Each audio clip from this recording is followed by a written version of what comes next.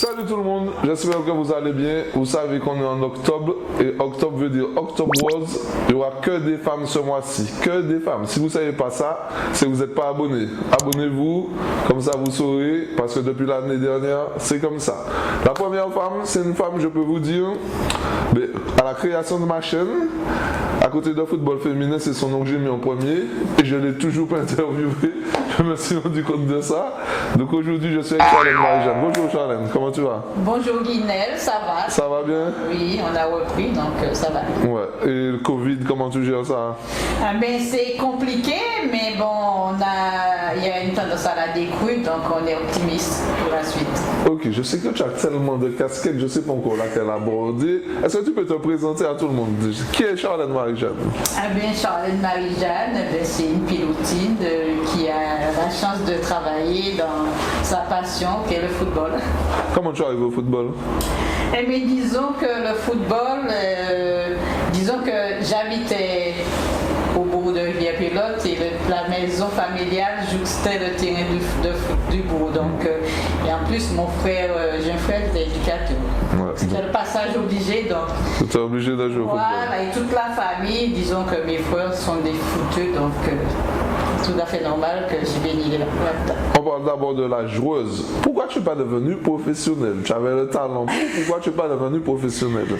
Mais c'est ce qu'on dit, mais bon, c'est vrai que j'avais des qualités, beaucoup reconnaissent que j'avais des qualités, mais je pense qu'on n'avait pas tous ces avantages-là, ces possibilités d'être repéré comme ça se fait maintenant. Ça se fait aujourd'hui, tu serais professionnel alors? Je ne sais pas, puisqu'il y a un facteur chance, on peut avoir des qualités, mais bon, c'est parce que c'était pas ma chance, et puis bon, au moins je remets un petit peu ce que le foot m'apporte.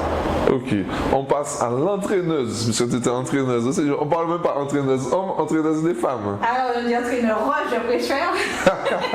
Entraîneur ouais, pardon. Oui, alors c'est vrai que je suis rentrée à la Ligue en tant que comptable. Ouais. Et c'est vrai que c'est un concours de circonstances parce que, pour l'anecdote, j'étais partie sélectionnée, justement, voici la plaque, pour le tournoi. Je vous le montre. Un tournoi, premier championnat de la CONCACAF en Haïti. Ouais. Et je travaillais dans une boîte à l'Écosse. Et avec autorisation. Et puis bon, c'est vrai que je garde un très très bon souvenir parce qu'on a quand même eu à affronter des nations telles que les États-Unis, une grande compétition internationale avec la Fédération populaire haïtienne. Vous avez gagné? Non, on n'a pas gagné puisque quand même c'était vraiment le haut niveau, mais c'est vrai que je garde une très bon souvenir et une expérience vraiment très, très, très enrichissante. Et puis au sortir de ça, bon, j'ai été remerciée donc au niveau du taf, et puis quelques mois après j'ai intégré la Ligue de football et il y a eu l'appel du président, par la suite du président Rapon, ainsi que l'ancien DTR, M. Germé, pour que je puisse engranger le cursus d'éducateur. Donc j'ai fait toutes mes formations et puis j'ai encadré les jeunes du pôle, les garçons du pôle, la génération par exemple de Rivière, 90, qu'on dit d'ailleurs, accompagné. Et puis c'est vrai que chemin faisant, j'ai continué. Là, tu es CTR. Voilà, je suis CTR en charge des DAP, donc le développement, animation des pratiques, dont fait partie le foot féminin, le foot des jeunes, et puis les dispositifs comme les labels jeunes et comme le football féminin. Ok, quel niveau notre football a réellement aujourd'hui? Tu parles de quel football? Le football féminin. Le football féminin? Oui. Mais je dirais que pour les meilleures équipes, on a 3-4 équipes qu'on pourrait situer au niveau de l'année, peut-être la deuxième partie. Ouais. Voilà. Mais sinon, les autres équipes, il y en a qui font des efforts. Bon, on sait que c'est pas évident, mais c'est plus ce niveau-là et les autres peut-être le niveau. Par rapport à la Guadeloupe, on est plus. Par rapport à la Guadeloupe, on a eu l'occasion d'échanger au niveau des sélections. Bon, c'est les mêmes choses, les 2-3 équipes qui sont d'un niveau supérieur. Et d'ailleurs qui constitue l'ossature des sélections, Martinique et Guadeloupe. Et puis, bon, on espère que les choses vont s'améliorer. Ok. On a combien de joueuses martiniquaises qui sont pro en ce moment? On en a pas mal quand même. Eh bien, on en a quand même 3 quand même. Mais bon, Wendy, c'est la référente. Là, on connaît Wendy. Il y a quand même Emeline Laurent, ça fait 4 quand même. Emeline Laurent, qui est revenue à l'OL d'ailleurs et qui a beaucoup de temps de jeu avec Sonia Beaupasseport. Et puis Mylène Tarieux qui revient après 2-3 saisons entachées de blessures, qui revient à Dijon et qui, sur ses qualités, retrouve ses qualités. Je pense qu'elle peut quand même avoir une bonne trajectoire. Après, il y a quelques filles, notamment Léa Sautier qui était à Guingamp, et puis d'autres qui jouent dans mon club. Ouais. Mais sinon, pourquoi il n'y a pas plus de joueuses qui sont professionnelles? Il y a un bon niveau ici, pourquoi il n'y en a pas qui sont plus hauts? Mais au niveau de la lisibilité, c'est pas aussi facile par rapport aux garçons. Bon, déjà, quand même, il y a quand même des efforts qui sont faits, puisqu'il y a une sélection anti-Guyane, ce qui constitue une détection qui permet pour les meilleurs d'être détectés, notamment à Clairefontaine ou bien dans les régions où il y a des représentants de clubs ou fédéraux pour permettre à ces jeunes-là soit d'intégrer un pôle espoir. Alors, on va aborder coach cette année. Tu coaches du Racing. C'est pas la première fois en plus que tu t'occupes des garçons. Oui, effectivement, ce sera une seconde expérience. J'ai eu à être l'adjointe de Guy-Michel Nizas, il y a de cela 3 ou 4 ans, et puis il est l'adjointe de Fabrice Malouine qui est en cours de saison jeté les points, j'ai dû prendre le club. C'est plus facile d'entraîner les garçons ou les filles? Après, on s'adapte, puisque bon, c'est vrai que j'ai la chance de faire partie de l'encadrement des formations d'entraîneurs, et bon, donc j'essaie de m'adapter. C'est vrai que bon, étant femme et étant joueuse, ayant été joueuse, je sais que c'est particulier, c'est pas la même pédagogie, la même approche qu'il fallait avoir pour les garçons et pour les femmes.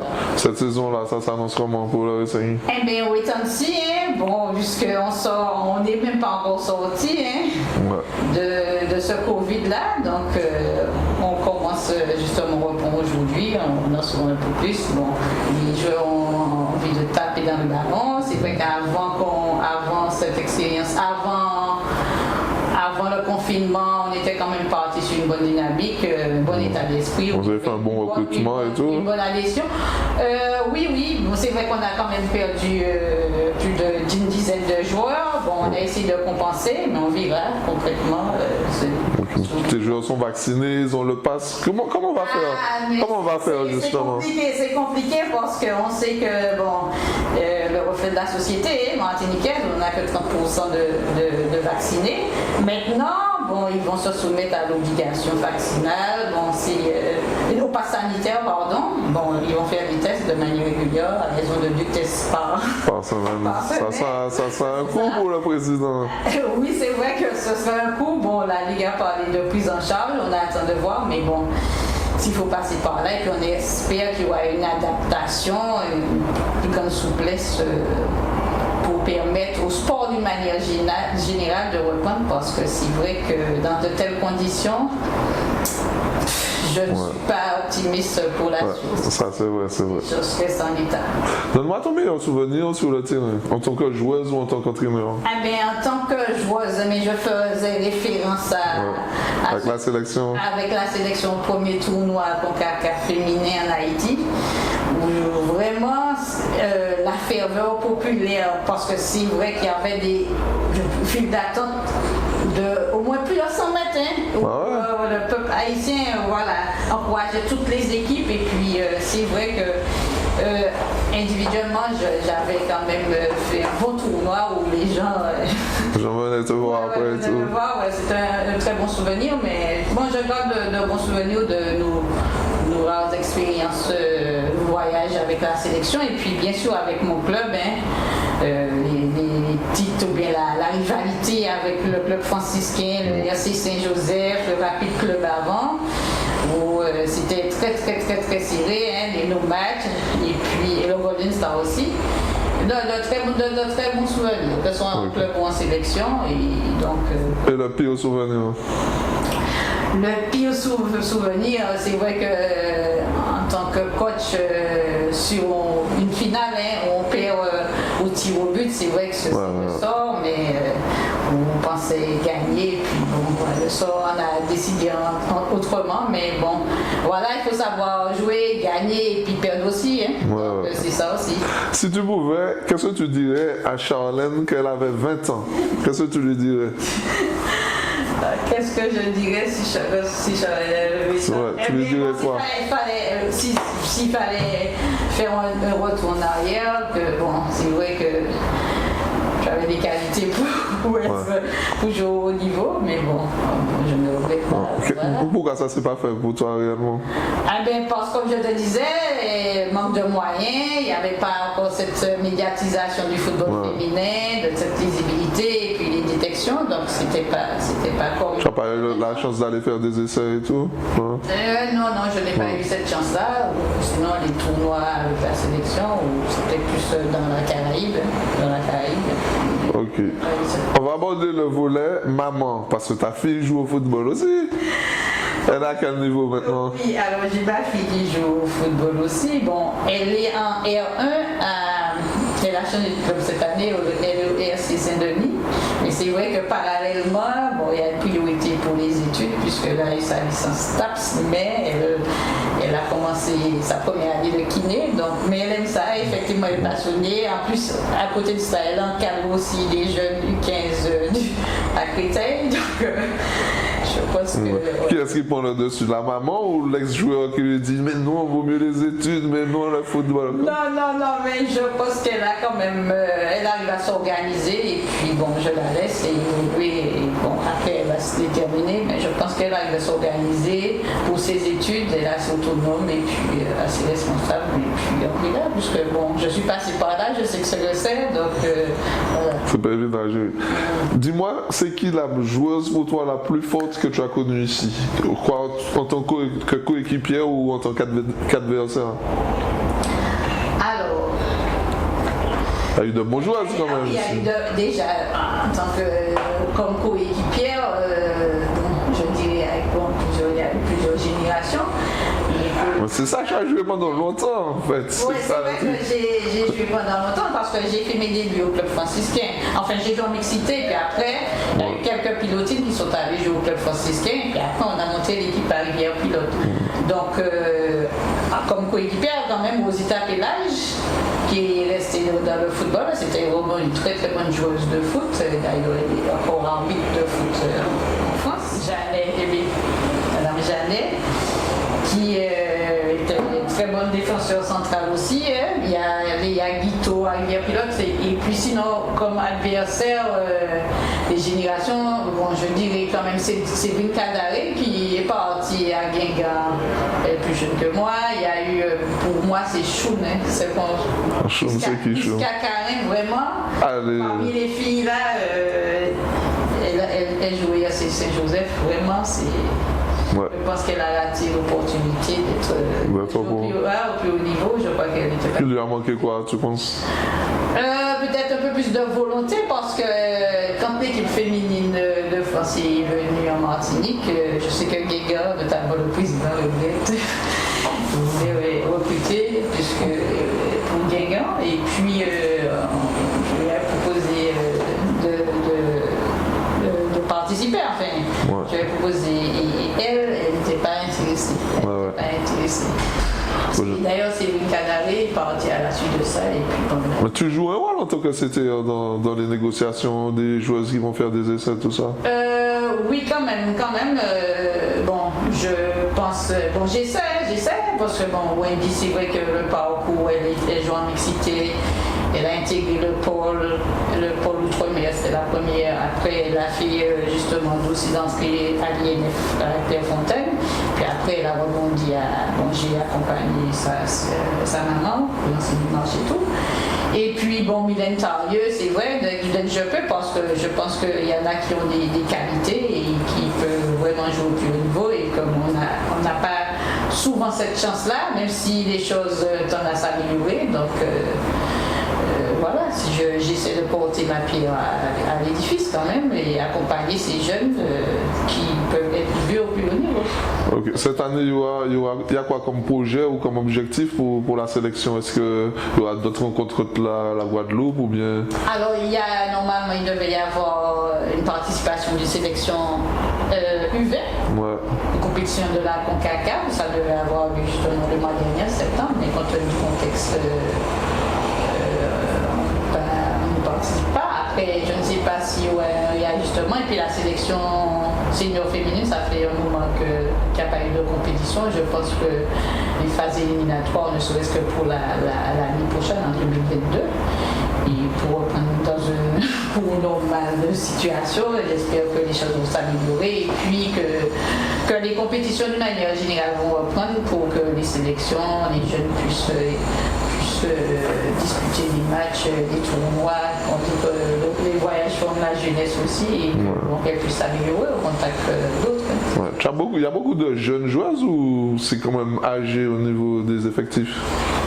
Je dirais qu'il y a beaucoup de jeunes et d'ailleurs on essaie de mettre en place des compétitions pour les U15, U16, c'est des années charnières parce que ce sont des filles qui ne peuvent ou ne veulent plus jouer avec les garçons en mixité et qui n'ont pas de compétition dans leur catégorie. Donc soit on les perd si on ne trouve pas si on ne met pas en place ces compétitions-là. Donc c'est ça.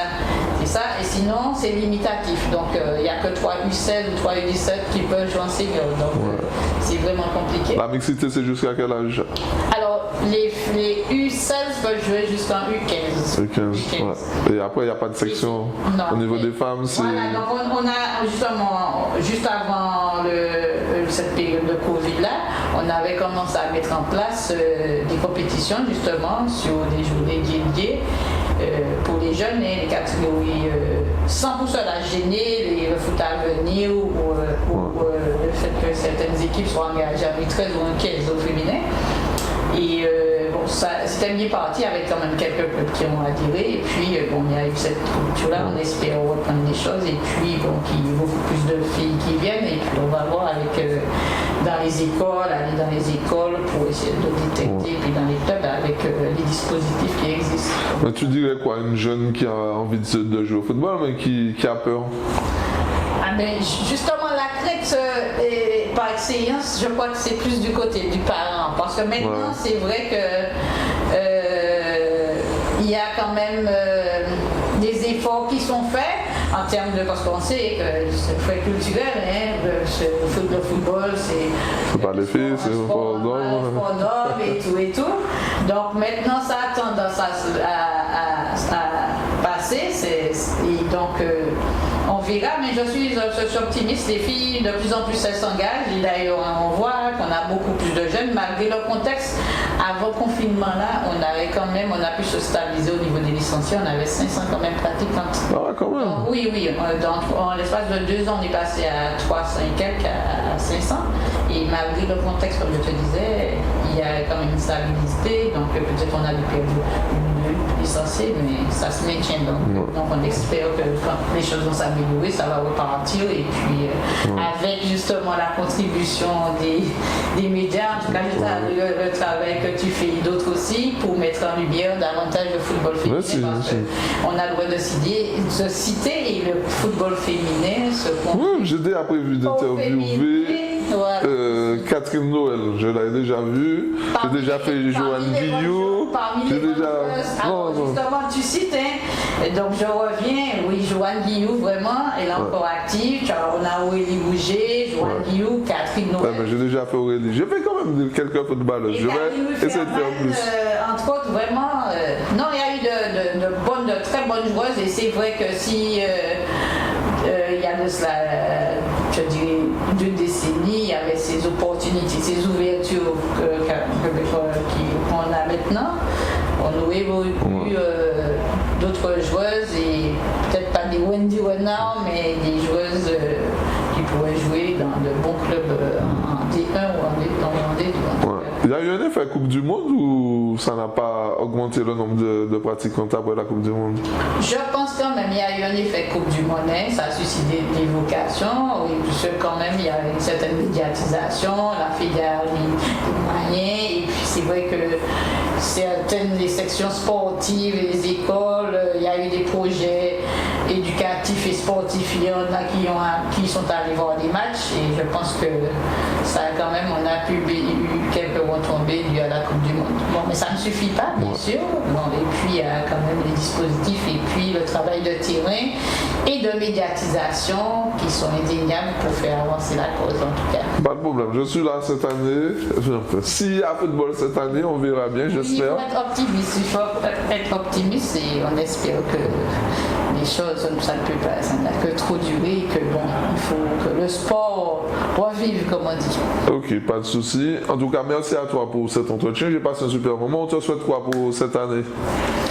Eh bien, que les engagements que j'arrive à maintenir mes engagements, et puis que le sport, d'une manière générale, que les gens s'expriment, s'épanouissent, et que la santé aussi, hein, voilà, la société d'une manière générale se retrouve après ce Covid qui doit nous quand même lâcher pour qu'on puisse avancer. Comment tu fais pour gérer tout ça, deux choses en même temps? Le monsieur te dit, bah, hey, mais stop là, que football. Non? C'est moi. Non, c'est vrai que ça doit pas être évident à gérer. C'est pas évident à gérer, et après j'ai eu une coupure, j'avais besoin de ça pour me ressourcer, pour rebalancer. Je me réinvestis. On est dans la période d'Octobre Rose, je ne l'ai pas dit, mais il y a 2 associations qui militent pour sensibiliser et pour accompagner les femmes. En tout cas, je leur tire mon chapeau, et puis de tout cœur avec Octobre Rose. Ok, merci beaucoup. Ben, tout le monde se voit la semaine prochaine. Profitez de la vie, faites du sport tant que vous pouvez. Bye bye. Merci.